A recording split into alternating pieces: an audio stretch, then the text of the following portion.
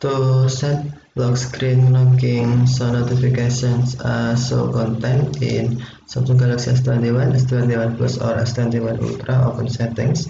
Swipe up home screen to access the app screen, and then select settings. You can also open settings screen from notification panel. Swipe the notification panel, and then tap settings icon. Scroll down settings screen, find accessibility, and then tap accessibility. Select hearing enhancements, tap show notifications, and then select settings. Tap show notification are paused if you turn off show notification, and if turn on, tap show notification are active, and then turn on with transcript and show notification.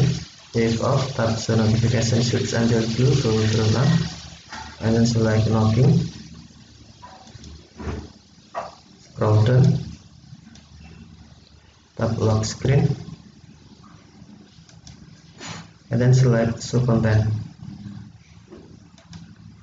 Now knocking lock screen notification set as show content. Okay, thank you for watching. Have a nice day.